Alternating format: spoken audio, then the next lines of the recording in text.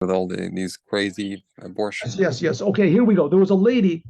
There used to be this thing. This story happened 40 years ago, more, or 50 years ago. No, not that 50, 40 years. It must have been 40 years ago. So. Anyway, so she, I went into the yeshiva office, and we had an answering machine. They used to have this little, you had a little tape. You put in there a little tape. You put in there, and you would get answers, and people would call up. They would leave messages. So I pressed the button, and there was a message, and it said, "My name is Sora, and my phone number is this." And she gave me her number, you know, oh, 1, 2, 3, 4, 5, 6. So immediately I understood, because our yeshiva is yeshiva for Bali Chuvas. It was for English speaking men. Obviously, I figured the whole thing out. This lady, obviously, she was answering some sort of of an advertisement, and she made a mistake in the number, and she left her name. So I'll call her up and tell her, she shouldn't wait for nothing. She called by mistake a yeshiva for English speaking boys. So I called her up. I said, "Hello, is this Sora?" She said, "Yeah." Yes, it is. So I said, "You left a message here on our phone, and this is the yeshiva for Bali Chuvas for boys." So she said, "But it's Chabad, right?" So I said, "Yeah, it's Chabad." So, "Oh, that's what I want, Chabad." And so I said, "Yeah, but it's not." She said, "No, no, that's what I want, Chabad." So I said, "Okay, but we're not. It's just the yeshiva for English speaking boys, you know what?" She said, "No, no, no, no. It's Chabad." I said, "Yes." She said, "I have a friend. Her name is Zahava. My name is Sora, and I have a friend named Zahava. And Zahava wants to make an abortion. She says she has already 3 children. It's very difficult for her, and she wants to make an abortion." And I talked to her. I tried to talk her out of it, and it didn't work. So I brought all sorts of rabbis and experts and people to talk her out of it, and it doesn't work. She says that only if the Lubavitcher Rebbe will call her up and tell her not to make the abortion, that she won't do it. She'll have the child. So I said, "Listen, Sora, the Lubavitcher Rebbe is a very, very busy person. I'm sure that he would not want her to make this abortion. But on the other hand, he's a very busy person. And if he had to call back everybody that called him up, he would never have time to do anything else." I said, "Let's do this.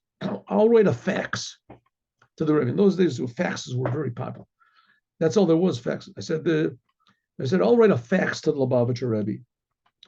And on this fax, I'll tell the story that this Zahava, she wants to make an abortion, and that I'll ask for a blessing that the next person that comes to talk to her, that there've already been, rabbis and rabbitzins and doctors and experts that talk to her, and they didn't convince her. I'll ask a Rebbe for a blessing that the next person that talks to her will convince her. And then, if you want, I'll go. If the Rebbe gives a blessing, then anybody, it'll for sure it'll work." So she said, "Okay, so let's do it."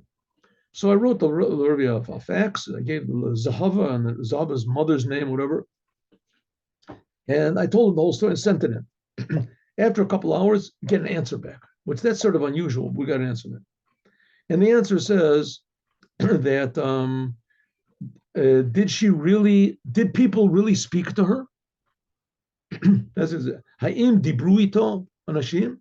Did really people speak to her? Azkir el Tzion, I will pray for her. That's what the Rebbe said. So without thinking too much, I called back Sora. I said, "Sora, we got an answer from the Rebbe. This is very unusual." And he said, "Oh yeah, what does it say?" So I just read what it said. I said, "Did anybody really speak to her? Haim bemet dibru ito? Did anybody really speak to her?" And the Rebbe said, "I'll pray."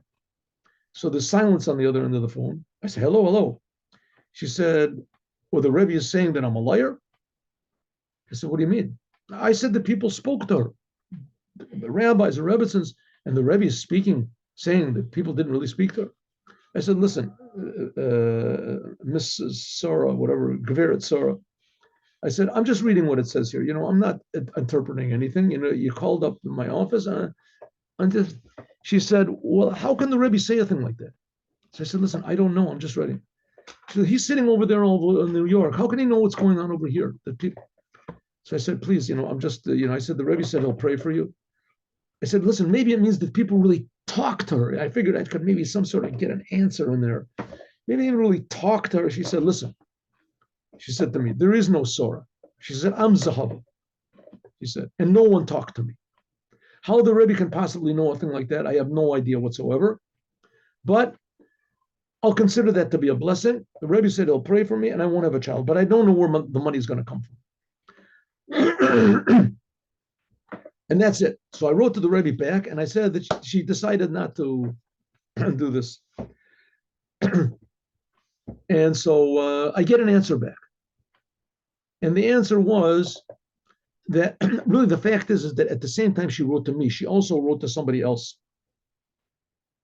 another Chabadnik in Yerushalayim. And he also got the answer, but we got the same answer back.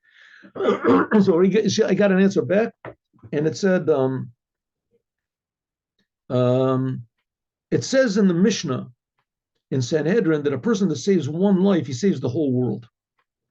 So in the merit that he's writing the letter to Zahava, that I should, in the merit that you have saved one life, she decided not to make the abortion, you've saved the whole world, and in the merit of saving the whole world, God will give you a livelihood. He'll give you a livelihood. What happened afterwards, I don't know. I didn't keep in touch with them.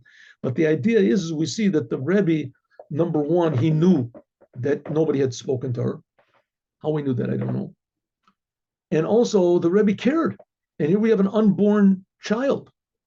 An unborn, how much more so a person that's already born, an unborn child. I mean, there's some people, even those people that say you can make abortions, they won't say you can kill a baby after he's born, as far as I know. I mean, maybe it's come to that now also, but can't after he's born.